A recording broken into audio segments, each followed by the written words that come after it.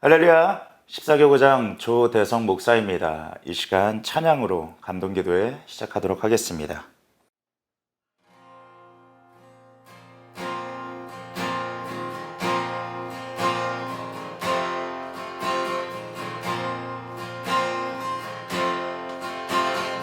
왜 나만 겪는 고난이냐고 불평하지 마세요. 고난의 뒤편에 있는 주님이 주실 축복 미리 보면서 감사하세요.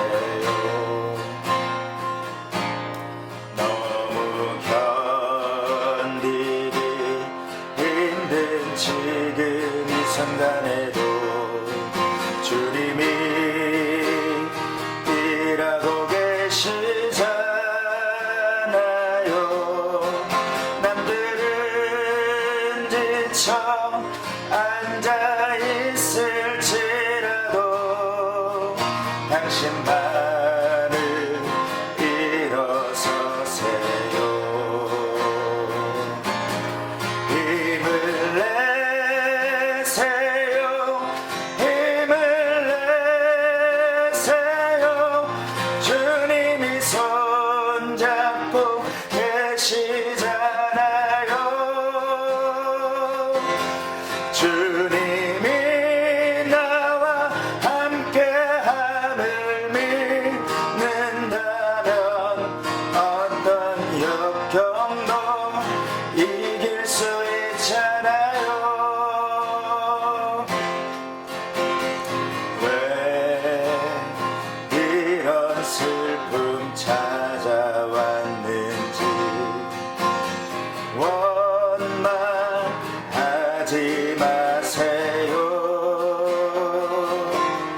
당신은 잃은 것보다 주님께 받은 은혜 더욱 많음에 감사하세요. 너무 견디기 힘든 지금 이 순간에도 주님이 일하고 계시잖아요. 남들은 지쳐 앉아있을지라도 당신만은 일어서세요. 힘을 내세요. 힘을 내세요. 주님이 손잡고 계시잖아요. 주님이 나와 함께함을 믿는다면 어떤 고난도 견딜 수 있잖아요. 힘을 내세요. 힘을 내세요. 주님이 손잡고 계시잖아요. 주님이 나와 함께함을 믿는다면 어떤 역난도 견딜 수 있잖아요. 어떤 역경도 이길 수 있잖아요.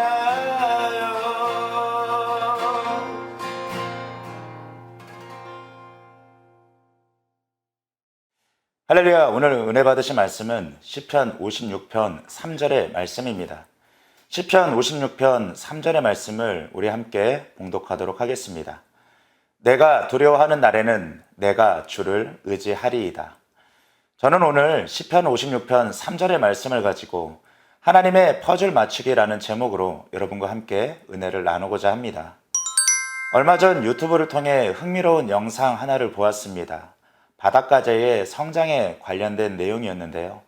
스트레스가 바닷가재의 성장에 어떠한 영향을 미치고 또 그것을 어떻게 바라볼 것인가에 관한 영상이었습니다. 바닷가재는 연하고 흐물흐물한 살을 가지고 딱딱한 껍질 안에 살고 있는 갑각류 동물입니다. 바닷가재가 가지고 있는 딱딱한 껍질은 절대로 늘어나지 않는 특징을 가지고 있습니다. 바닷가재는 자랄수록 딱딱한 껍질의 압박을 받게 되는데 이렇게 불편한 상황에 놓이게 될 때에 바닷가재는 포식자를 피해서 안전한 바위 밑에 들어가 자신의 껍질을 버리고 새로운 껍질을 만듭니다. 이러한 탈피의 과정들을 계속해서 반복하며 바닷가재는 성장을 한다고 합니다. 바닷가재가 현재 자신이 입고 있는 껍질을 벗어버리고 자신이 성장할 때라는 것을 느끼고 자극을 받을 때는 과연 언제일까요? 그것은 바로 자신이 불편함을 느끼는 압박을 받을 때라고 할 수 있습니다. 자신의 껍질을 통해서 갑갑하고 불편하다는 스트레스를 받을 때에 바닷가재는 자신이 성장할 때가 됐음을 느끼고 바위 밑으로 들어가서 이런 성장의 과정을 반복하는 것입니다. 하지만 만약 바닷가재에게 의사가 있었다면 어떠한 상황들이 벌어졌을까요? 아마도 불편함과 스트레스를 호소하는 바닷가재에게 의사는 신경안정제와 수면제를 처방해 주었을지도 모릅니다. 이렇게 처방받은 신경안정제와 수면제를 복용하고 잠시 고통도 있고 편안함을 느낄 수도 있습니다. 하지만 약기운이 떨어지면 불편함과 스트레스는 다시금 찾아오게 될 것이고 바닷가재는 바위 밑이 아니라 다시 의사를 찾아가 약을 처방받는 순환이 이어지게 될 것입니다. 이러한 순환은 결국 바닷가재를 성장시키지 못하는 결과를 만들어낼 것입니다. 우리가 고난을 축복이라고 표현하는 이유도 이와 같을 것입니다. 바닷가재가 불편함을 느낌에도 불구하고 바위 밑으로 들어가기보다 의사를 찾아가 처방만 받는다면, 고통을 이겨내기보다 회피만 한다면 바닷가재는 평생을 불편함에 갇혀 살게 될 것입니다. 성장하지 못하였기에 늘 포식자의 위협에 불안감을 겪어야 할 것입니다. 사랑하는 여러분, 바닷가재가 성장하기 위해 찾아야 할 장소가 바위 밑인 것과 우리가 성장하기 위한 압박과 스트레스를 받고 있을 때 우리 하나님은 바닷가재의 탈피를 위한 장소인 바위와 같다고 할 수 있습니다.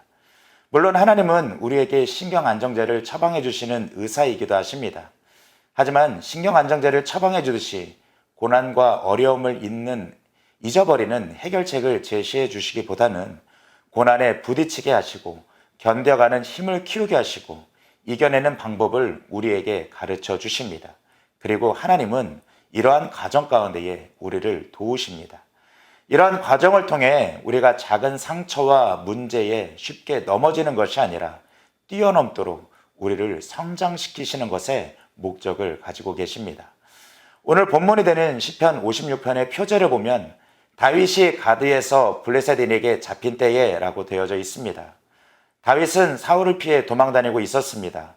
블레셋의 골리앗을 물리친 전쟁 영웅이었지만 사울의 광기 아래 도망자의 신세로 원수인 블레셋으로 피하였고 그곳에서도 늘 안전의 위협을 받고 있었습니다. 시편 56편 1절에서 2절의 말씀을 세번역 성경의 버전으로 보면 하나님 나를 불쌍히 여겨주십시오. 사람들이 나를 짓밟습니다. 온종일 나를 공격하며 억누릅니다. 나를 비난하는 원수들이 온종일 나를 짓밟고 거칠게 나를 공격하는 자들이 참으로 많아지고 있습니다. 라며 하나님께 자신의 상황을 탄원하고 있습니다. 하나님은 다윗의 이러한 탄원에 바로 응답하셔서 다윗의 상황을 한순간에 해결해 주시지는 않으신 것 같습니다. 또 신경안정제를 처방하여 다윗이 이런 상황을 회피하게도 하시지는 않는 것 같습니다. 묵묵히 다윗을 고난과 어려움 속에 두시고 훈련시켜 나아가고 계시는 모습입니다. 이런 상황 속에서 다윗은 하나님께 위대한 고백을 드리게 됩니다. 내가 두려워하는 날에 내가 주를 의지하리이다. 만약 다윗이 이러한 고난 속에서 자신의 환경만 변하게 해달라고 기도하였다면 또 하나님이 신경안정제를 처방하여서 이런 어려움을 회피하게 하였다면 이스라엘 최고의 왕으로 추앙받는 다윗이 탄생할 수 있었을까요? 하나님은 어떠한 상황에서도 그 모든 환경을 역전시키실 수 있습니다. 하지만 그분의 관심은 환경보다 환경을 살아내는 우리 한 사람 한 사람에게 더 관심을 가지고 계십니다. 우리 감사로 365 교재에 소개되고 있는 유수연 씨의 간증은 그렇기 때문에 우리에게 귀감이 됩니다. 그녀는 17세에 급성 골수성 백혈병 진단을 받았습니다. 하지만 그녀는 낙심하고 낙담하기보다 하나님을 의지하기로 작정을 하였습니다. 믿음으로 생사의 고비를 넘기며 1년 내에 투병 생활을 이겨내고 이후에 유학의 길이 열렸고 또 해외에서 공부하고 현재는 피아니스트로 오페라 코치로 작곡가와 음악 이론가로 하나님의 영광을 나타내는 삶을 살고 있습니다. 유수연 씨는 고난의 때를 기억하며 하나님은 퍼즐 조각 맞추시듯이 제 인생을 끌고 가셨습니다. 제가 있는 곳에서 최선을 다할 때 하나님이 인도해 주시는 것을 깨달았습니다. 그래서 오늘도 하나님을 의지하고 기도합니다 라고 고백합니다. 이 고백은 비단 유수연 씨 개인의 고백만은 아닐 것입니다. 저와 이 기도회를 함께 하시는 모든 분들의 고백이 됨을 믿습니다.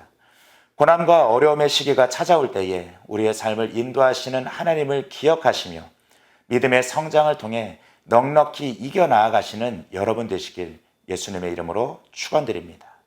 기도하시겠습니다. 사랑과 은혜의 하나님, 만사 형통의 축복은 우리의 삶에 고난과 어려움이 없음이 아니라 힘들고 어려운 일 겪을 때에 고난의 과정들을 넉넉히 이겨나가게 하시는 하나님의 능력이 우리에게 있기 때문에 맺어지는 열매임을 믿습니다. 때때로 해석되어지지 않는 삶의 어려움 속에 있을 때도 믿음 약하여 낙심과 낭망이 우리의 마음을 잠식하려 할 때도 다윗과 같이 내가 두려워하는 날에는 내가 주를 의지하리이다.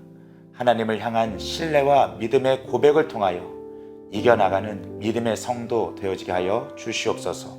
오늘도 우리의 삶에 선한 능력의 손으로 붙드시고 인도하여 주시니 감사합니다. 예수 그리스도의 이름으로 기도드리옵나이다. 아멘.